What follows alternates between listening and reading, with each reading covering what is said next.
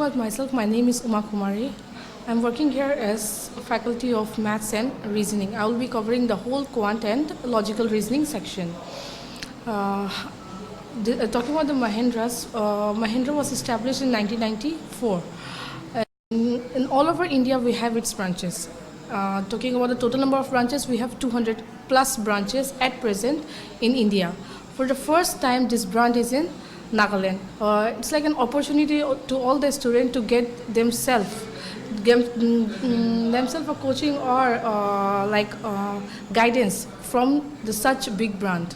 Presently, we have banking SSC, the specialization course, and for the Nagaland students, we have this NPSC course also. The whole NPSC course will be covered by here only. In total, we have bank, SSC, railways, and NPSC. The 4 courses we provide. If we don't give coaching for certain एक exam को target करके we don't give coaching. It's like we give bank coaching, and from there they can cover the whole bank exam. Talking about SBI, IBPS, कोई भी हो, IBPS clerk, RRBPO or insurance. पूरा insurance it will cover. So we give coaching by sector, like banking sector, railway sector, SSC, and for NPSC. So talking about me, earlier I was in Gujarat. We have one more faculty, Sir Arunam. He has also experience of UPSC and this NPSC, and we have 2 to 3 more faculties over here, and as the course number of students will increase, the faculty number will also increase. Yes, we have online platform, and talking about YouTube, on YouTube we have around 2 million subscribers over there, and these 2 million subscribers are our students only, the whole over India. Mahindra'S only, yes. I would just like to say that this is an opportunity for the students of Nagaland. So see, we have a brand here. Mahindra matlab brand. For coaching institute, it's a brand for them. They don't have to go outside for this coaching. Earlier, agar kisi ko coaching lena tha, then they will go to Guwahati or to Delhi. But see, that itna bada brand na, such big name we have in Nagaland, in Dimapur only. So the whole student of Nagaland, they can come here. They don't need to go outside their state. अपने comfort के साथ they can prepare for their examination. To our special guest, Sri Sachin Jaiswal. Sir, you will please come.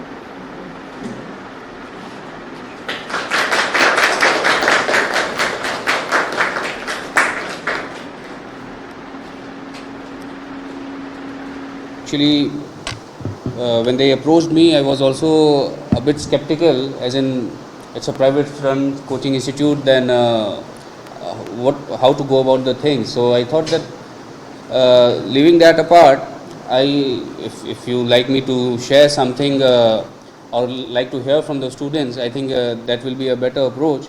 And since the courses which are being offered is NPSC and SSC for the moment, if I'm not wrong.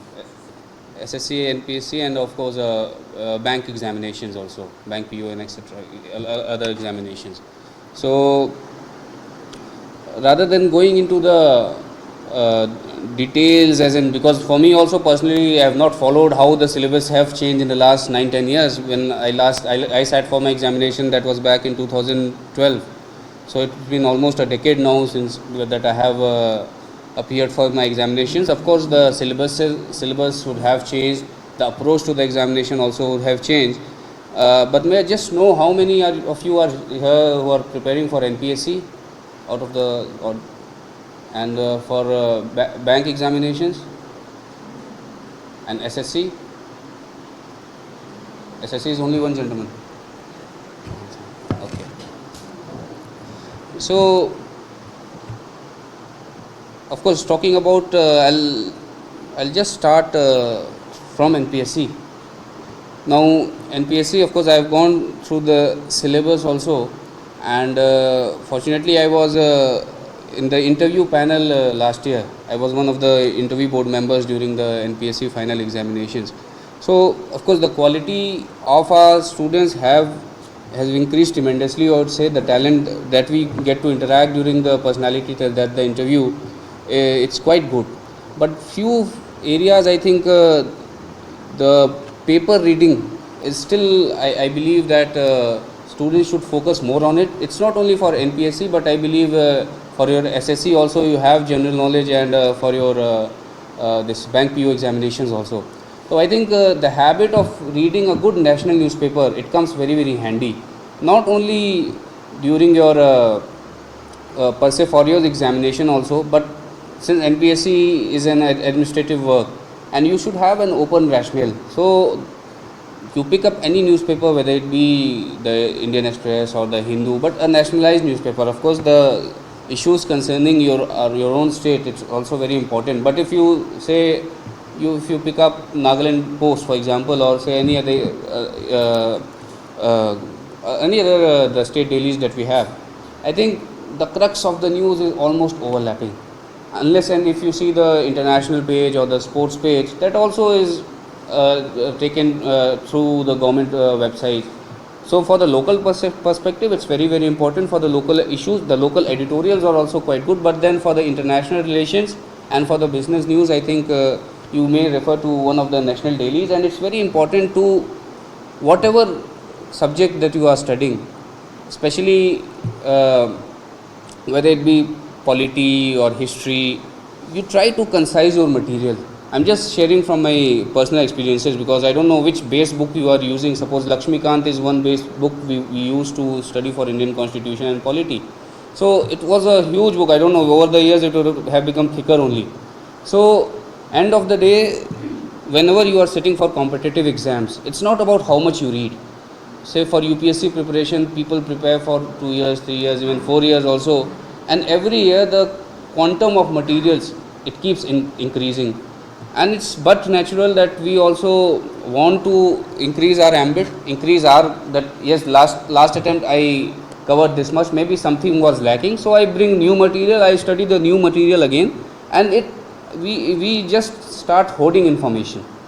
Now the problem of that hoarding of information is, just before the exam, 15-20 days of our exam, how much are we able to revise it? I think that becomes very important.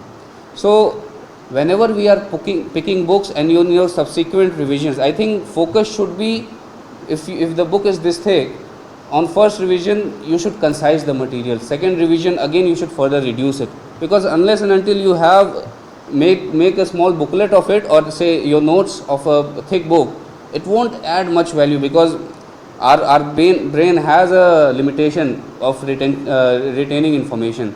So I think revisionary things should be given utmost importance. That's what I feel, because when you just accumulate newspapers also, and you cut and paste in your the spiral binding notes that we make, I think by the end of the year you'll have a pile of those booklets, and you just can't revise it. So I think making the notes concise, it's beneficial, because whatever you have studied in 6 months, it used to happen with me. Many people may have sharper brains, but then within 4 months I tend to used to forget, especially history and polity, howsoever I revise the syllabus. So try to make customized notes which you are more comfortable with. Of course, coaching institutions these days they are also providing notes which are beneficial, but it may not suit everyone. Everyone's learning techniques and the pedagogical challenges are different. So I think we should focus on what suits your learning style and accordingly dovetail those materials. And one more important thing which I would like to share is again a psychological aspect. When sitting for these competitive exams, people generally think that unless and until I finish off the course, I won't look at any question paper. I won't look at the sample papers or the previous year's question papers. Believe me, you will never be fully prepared. As far as competitive exams are concerned, the syllabus is so wide, you can never be utmost sure that yes, tomorrow is my exam, I will come out with flying colors, I will secure a merit rank. That is practically impossible. So you should lose that fear of going through the question papers. It has happened. I have seen my friends also, and it has benefited me, because when I started my preparation for UPSC, I was in the 3rd year of my college. So one of our seniors, he's an IPS officer in Madhya Pradesh cadre. So I just met him one-to-one for some advice how to go about it, what are the basic books, because I was also very young, just in the third year of my college. So what he told me, he told me about the NCERT basic books, and also referred me that at least you go through the last 10-15 years of your question papers. It's not that in toto or verbatim the questions will appear in your examination, but then you will get a feel of what you have to do. I think some students get discouraged also by that, while going to the question papers, that it's very tough, it's very tricky, the maths questions, so I cannot comprehend without sitting in a coaching class. So they get discouraged, and in the sense of that discouragement, they also don't know what track to follow. So I think don't shy away from going through the questions papers, or for that matter the model test papers. You may score maybe 15 or 20 in your first attempt of your question paper when you are doing, but then slowly and gradually you will know what are the focus areas. So that is one of my humble requests, that don't shy away from focusing on the previous year's question paper or the model question papers which are being prepared by the coaching institutions. I believe these days materials are also readily available on the internet also, which was not there during our time. So this is one part of it. Then for I think SSC and banking, your logical reasoning and your analytical ability, I think that has a substantial number of marks. And whenever you are preparing, that's across the board, you take it just as an exam. It's not your end of the world. Even if you don't achieve your goal also, you should not be disappointed. You will come out as a learned person. You would have learned a lot of things, and there are many things beside these jobs also, these government jobs. Beside these also, there are many opportunities in the government sector as well as in the private sector. So don't get very disheartened by that I've come out as a failure, I've given XYZ attempts but I'm not able to succeed. Yes, this is your time. You should give it everything, at least for NPSC aspirants. Of course you can't quantify your working hours, I would say your learning hours, but then for a serious candidate, I think 8 to 10 hours a day is very, very important, I believe. 8 to 10 hours a day you should, because I have seen the candidates who have appeared for the interview. They were the cream of the youth, I would say, who have appeared for the NPSC, and the quality was very, very good. They would have worked very hard. They had the knowledge about the issues, not only the local issues, not only the national issues, but have the good knowledge of the international issues also. So interview focuses on how you can it's not your knowledge testing.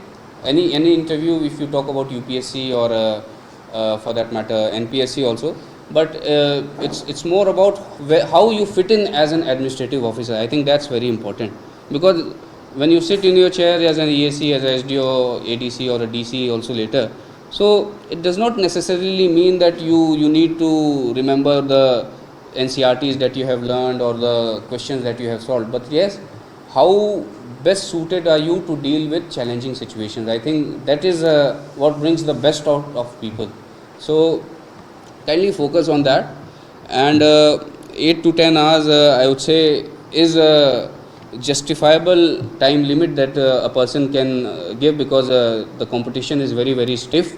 And similarly for SSC, I think the pattern has changed over the years, as far as I know, and the competition has become very, very stiff. The cutoffs have risen very high, and sometimes there are people who I have heard, they, especially in the logical reasoning and the analytical part, they score 100% also. So try to practice as much as possible. For you also, I think with the competition growing so high, 6 to 7 hours I think is a minimum time, leaving aside your classroom timings that you spend here.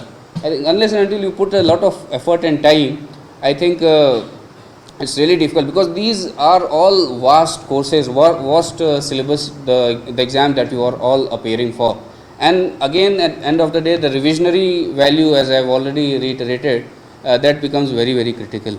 So these are the things I wanted to share with you. And again want to say that even if things are not happening in your favor, try again with a renewed effort, but then don't take the failures in an examination as a failure of an individual. So better things may be in store for you. Don't lose your heart, keep working hard and look for other opportunities also. And when I say 8 to 9 or 10 hours when you are putting up, don't just cut off yourself from what's happening around you. You enjoy your festivals, you be with your family, but just make a timetable that these are the times you need to study. Every Sunday, I don't recall any Sunday I have missed not watching a movie in Delhi. So you keep socializing also, that to get out of this zone also becomes very important sometimes. Every day is not the same, even though every day may have 24 hours, but then people have their own ups and downs, their own emotional challenges across a month, across a day also. So you should appreciate those things also, and accordingly chart out your course of action for your preparation. So with these few words, I would like to thank you all for having me here, and as a group also, if you have anything to discuss with me also, or during for your because SSC and banking, I may not be very sure about the syllabus since I have not been following that much, but then if any UPSC aspirant or NPSC aspirants are there and you have something to ask or something to share, then you can anytime visit my office also, preferably in the later half of the day after 4. I'll be there in my office. We can chat over a cup of coffee, and whatever things I can help you, will be very happy. So with these few words, I would like to thank the organizer for giving me this time and this stage. And if the students also, they have anything to share where I can help, I think we would like to hear from you also. Thank you. Share us your journey of preparation for your civil service, and if you could advise us some tips and tricks on how to go on for civil service exam preparation. And secondly is we have this in NBAC, the two posts we have is extra assistant commissioner EAC and the deputy superintendent of police. So these two difference and their level of hierarchy, if you could kindly explain it to us, it would be really helpful for us. Yeah, thank you. Question that the preparation aspect of it.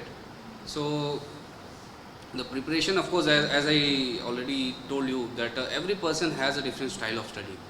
So what I would suggest that I don't know whether what are the base books that you are studying. I believe NCRTs you guys also may be studying for your general studies for NPSC.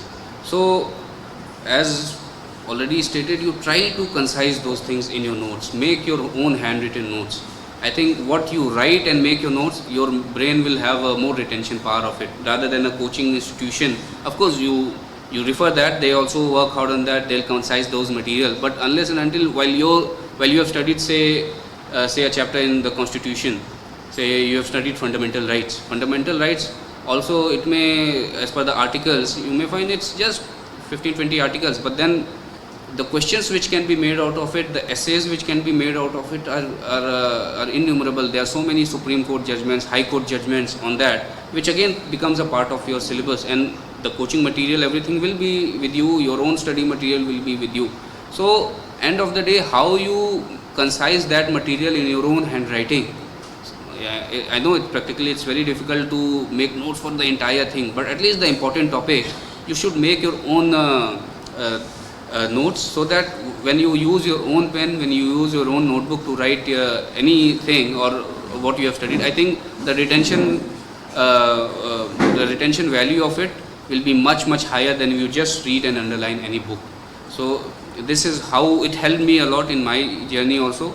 And similarly, the current affairs part of it, during our preparation we did not have much e-material which is available with you presently. We just have 1 or 2 websites, but generally we used to read in the newspaper, and to read the newspaper, cut and make notes, it was again a very hectic job.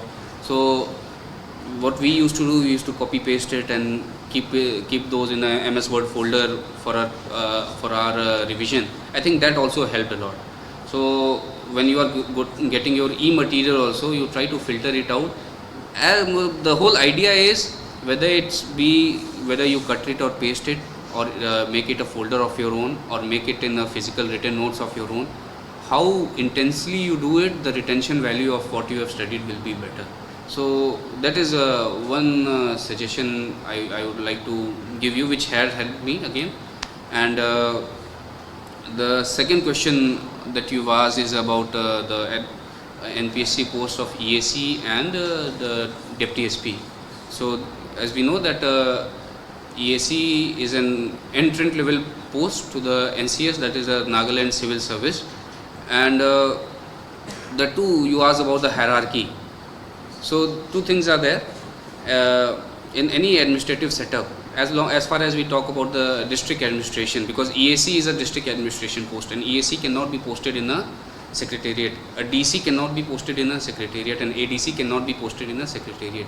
So in the secretariat we have hierarchy which are different. I'll come back to that. But coming to the district administration EACs are the cutting edge officers that we have, are the class 1 gazetted officers of the state government. So they have the magisterial powers. When I say about magisterial powers, is maintaining of overall law and order.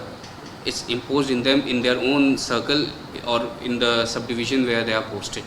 So whether it be, if some say some law and order happened, there's a fight between two villages due to any land dispute, then he can take those issues up. He can issue he can hear the case, he can make recommendation to the SDO and to DC to further pass his judgment over that dispute. And then he is the chief development officer, as in whatever development, whether it be through the village council, the VDBs or through Narega, he is a very vital link where he could aggregate all those departments which are posted. So if say a BDO is posted there, or for example a subdivisional agriculture officer is there in the subdivision where he is posted, whatever developmental plans are to be prepared, he plays a very important role in formulating this plan, because he is the closest to the grassroots. If you go to the villages, you would have observed that if any problem a village council has or a GB has, then the first person of the district administration on the ground is an EAC. So EAC is a very, very responsible post. Coming, then we have elections. So EACs, they perform the role of AEROs also, assistant electoral registration officers, then assistant returning officers also. So the whole administrative mechanism in a circle, it revolves around the EAC. And to aid and advise him, to aid him basically in the law and order front, you have the Deputy SP, that is SDPO also we call it.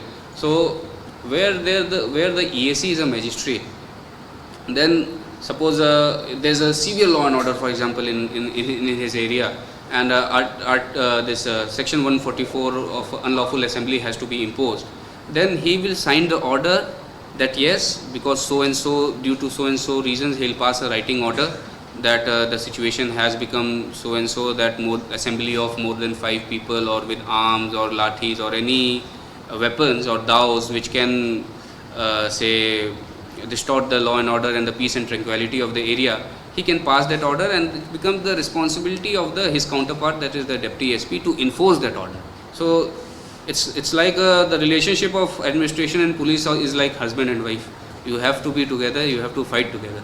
So this is how it is. And then coming to the secretariat, so the hierarchy in the district administration is EAC, SDO. So from EAC, generally it depends on the vacancies of promotion, but on an average I would say, not necessarily or strictly, EAC say for 5 years, then 5 years you become again 5 years you become SDO, another 4 years or 5 years you become ADC, and then after 5 years you become joint secretary or deputy commissioner equivalent. So that is your that will be your experience in the field. And then when you grow up in the secretariat, as EACs you cannot get posted in the secretariat. The basic posting in the civil secretariat is an under secretary. So for under secretary, it's a SDO civil rank officer. For ADC rank officer, who may be an ADC in the field, but when he get posted to the secretariat, he'll be a deputy secretary. If a person is deputy commissioner in the field, then he'll be a joint secretary in the secretariat. But it's slightly different for IS officers.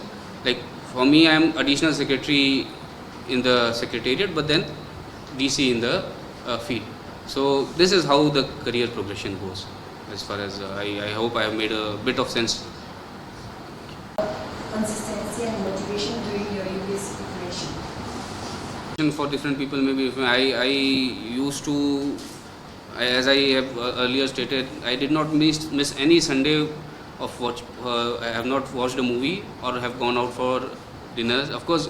And I used to play also in Delhi. I was close to one of the stadiums, so I used to play badminton there. Of course, not on a daily basis, but at least I could squeeze some time in the morning. It was quite close by. So different people have those different stress busters, I would say. But then, if you are really serious about your goal, not taking it overboard and becoming that's the end of my life. This is the only thing I, because once you achieve or you become an officer, also you'll just find that it is just a beginning.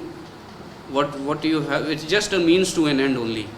So you get focused, and the commitment should be from within. Of course, there will be challenges, but then look at the bright aspects of it. Once you come out as an officer, you'll be able to serve your own people. Whatever flaws you may be finding in the system, of course, there are many challenges when you are in the service also. You may not have your head through every time, but then whatever incremental changes also you make in other people's life, I think that is also a good motivating factor for you to prepare during your studies, because it happens when during your preparation period also you may be requiring your indigenous certificates or your ST certificates and your BT certificates or your PRCs. And we are all a part of the system, but I am not sure whether you had a very smooth sailing in getting those papers or not. So sometimes it's people, they get harassed also. First time will come, itu document nahi, itu logi nahi nahi. Second time aile to photograph nahi. Third time to village council laga recommendation nahi. So many things you feel frustrated. So you may take this as a challenge. Yes, once I come out as an officer, I'll take care of those things. So pick out the problem areas you feel you can do better. I think these are all motivating factors to keep you going on, keep you motivated during the course of your preparation. And preparation, of course, is a tough journey, but is a memorable journey, which I would say, because still I have had friends from college whom we used to share a flat in Delhi. So we still are very close, and I am here. One of them is in the USA. One of them is become a businessman. One of us is a lawyer. 4 of us were there. But then again, we make friends for life, and these are the memories we cherish. So don't take it just as it's a trauma I am going to, it's an ordeal I have to pass. But then you enjoy your journey. End of the day, you are coming out as a learned person. That's what I would want to say. Earlier that even if you don't get through, keep on trying and look for other opportunities. But honestly, in our state, we don't have much opportunities. So, like even a graduate or a postgraduate, like we have to stay home, and some have the capacity to take coaching and some don't. So, as Deputy Commissioner in our state, in our place, how can we expect some initiatives or measures from you to help the youth or to promote? So that's my question. See, we have so many schemes there again for the youth, but the problem is this whole idea of government job has become so deep rooted in our youth as well, and it flows from the family, it flows from the parents also. So, for example, I would like to put across one example. In Nagaland, we have a very good central scheme known as Agricultural Infrastructure Fund, and this is our core that we have in Nagaland. Our kheti is organic, and this is the core potential. We don't have big macro industries here. Our potential is the agro-allied industries that we have.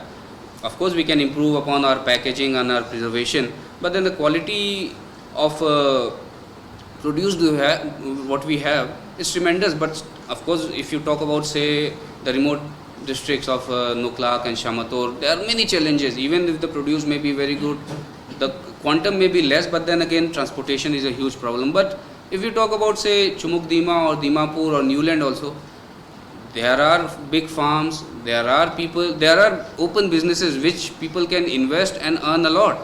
But then, and the government is also giving interest subvention. For Nagaland, 230 crores are allocated by the central government. It's just lying for 2-3 years. There are no takers who are coming up. So again, there are things which are in place, but then people have to come out of that orbit that no, only the government job is the question. Because we have so many good entrepreneurs also, young entrepreneurs also. They should also come forward and avail those opportunities. And because for us also, we cannot just pick everyone from their houses. No, you come, this scheme is there. The initiative should be there. We are there to facilitate them when they have problems with the banking system and on all that. But then people should at least come up with their application. So this is just an instance what I am talking to. And then what I've seen also now, slowly we have to like acknowledge the fact that we cannot have everything in our own state. Of course, as you mentioned, the jobs are a problem, but then the root cause of it is that MSMEs, the micro scales industry, has also not taken up. And there are people who, that migration concept of it, that is not the long term solution. But then again, it's very disappointing to see in even people doing PhD and coming back to the state and working as LDAs. I'm not saying LDA is a degrading job, but then the amount of effort they have put in, the amount of investment that they have put in, and coming back and working as a clerk, I think it's not justifiable to the talent the person has. So that inhibition of working out also, I think it needs to, people need to have a relook, because many of the good office staffs, I was there in Deputy Commission, I was DC Mokokchung in the year 2017. So we had one recruitment, district level recruitment board. We appointed 7 young LDAs, young boys and girls, and they were fabulous. And few of them were highly qualified. Few of them, they have studied for Naga Youth only. For 10 years they were in Bangalore. Though I was like, if you will you able to survive in Mankulamba after living in 10 and 12 years in Bangalore? But then they just wanted to come back. So we also need to get out of that cocoon also. That's what I feel. If you are getting a good opportunities to serve outside the state also, why not give it a try? Why not give it a try? End of the day, see, things are progressing after 40 years, 50 years. I think we are all part of a global village only. Things are moving at that great pace. So, of course, this is not to cover up the failures that we are having here, but then from because to bring infrastructure, to have permanent industrialization, to absorb everyone, it will take time. But then youths, they have an expiry period. There's a working bracket that you have. In that working bracket, you have to make an informed decision. So you try to look for other options, even if it's outside the state. What's the harm? We are all serving here. I was disappointed to see when I sat for the UPSC NPSC interview.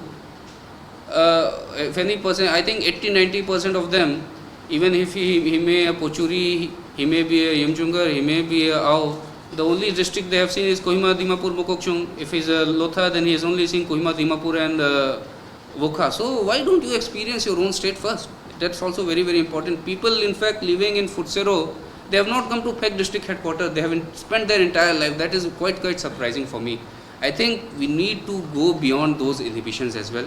Explore our state. I think especially for the people who are preparing for civil services here, given an opportunity, why don't you travel across the district? I'm not saying you can cover the entire state. It's difficult, the terrain is, but at least try to experience. It's good. People who have not ventured out, for those who have ventured out, I think they know each and everything, but then you'll be able to appreciate our state in a better way. I think you learn a lot by traveling. So this one thing. So, like, what are the challenges that you face here in Nagaland? For me, Yeah. see, for me, challenges, not challenges, but as an individual, if I would say, it was a different culture for me. I was born and brought up in Lucknow. Lucknow is also, I would not say it's a metro. Of course, it's a developed place, and it has its good own infrastructure. Then I went to Delhi. Then from Delhi, I came to Kohima straight away. Of course, it was a different culture, but then fooding habits are different, the language is different. So these are challenges, I would say. I won't say these bogged me down or anything. Of course, it was a new thing, it was a challenge for me, and I was also young. It was an extension for me of my college life. I also enjoyed that.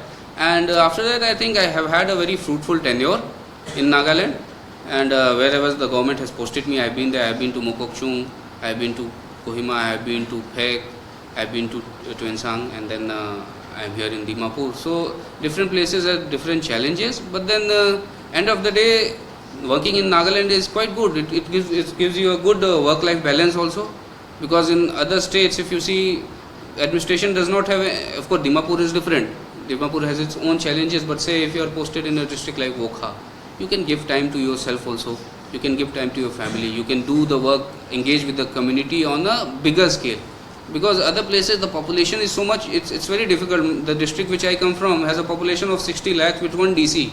So population wise it will accumulate almost 3 Nagaland. So we have more opportunity here, and it's a very organic society. Nagaland is a very organic society. The challenges of DCs or DMs or collectors in other places are quite different. There the consultative process may be missing. Here everything is through consultation. So I think that is a better part. And consultation only happens where the society feels that yes, we are also part of the system. Other places, this railway has to go, government notifies it, DC notifies the order, land has to be acquired, and it will be done as per the government procedure. Anybody who is opposing will be taken as per law. But here it's different. Here it's a consultative process. Why not take this road from A to B? Why not take it through A to C? All the pros and cons are discussed, which I feel is not bad. At least we are listening to everyone. And sometimes, of course, the timing may be, it may take a longer period of time. But end of the day, I think when the beneficiaries themselves are involved in the decision-making process, I think the success of that decision is longer, I believe. So yes, personally, I have had challenges on the personal front very initially, maybe 5, 6, 7 months, but then after that I have had a good stint here, and I am continuing in the state. People say IAS officers, they go on deputation. I have been eligible for deputation for the last 2 years, but I am here happily serving, so it's good only. I have one question with respect to your career.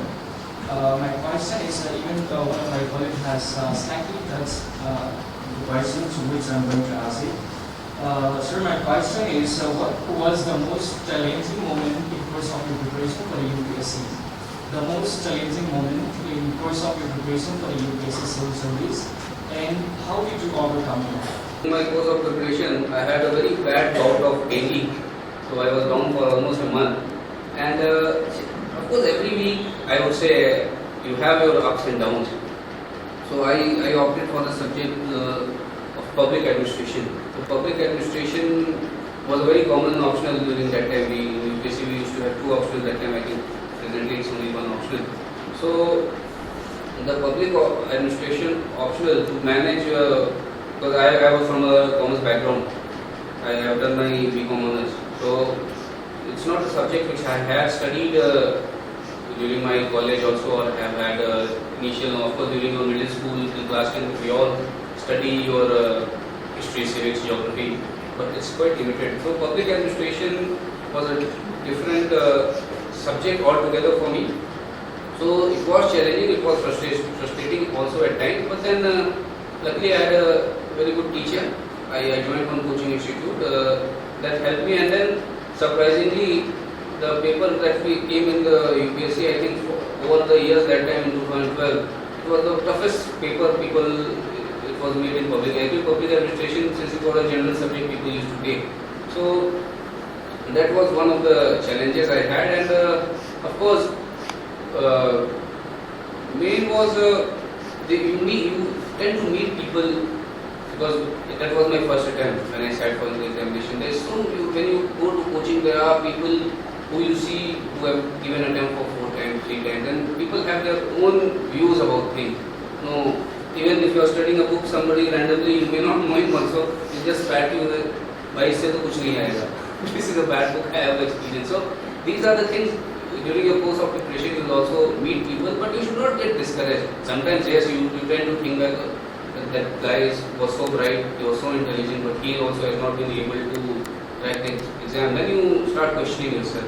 I think these are all challenges. I know a friend of mine who I would rate is way smarter than me intellectually. Answer writing skills also was quite high. He was there with me in college, but then he is doing very well in the present field. He qualified for UPSC interview thrice, but he could not make it. So it does not test anybody's intellect or say he's a smarter guy or he's a lesser guy only, then it will. So of course, luck factor is also there in competitive examinations. But then end of the day, you should try and get motivated through yourself. And if there's any person, because it's natural that the first thing we focus upon is the negativity, as in the negative aspects. So there will be many people who will be meeting who may not be, whose intention may not be just to instill that feeling of fear in you. But then you take it that yes, it may be difficult for him, he may be smarter than me, but then I'll choose my own course, I'll draft my own way of preparation and go forward. So of course these are all challenging aspects which you can encounter, especially when you are young and you don't have much experience in the field you are in.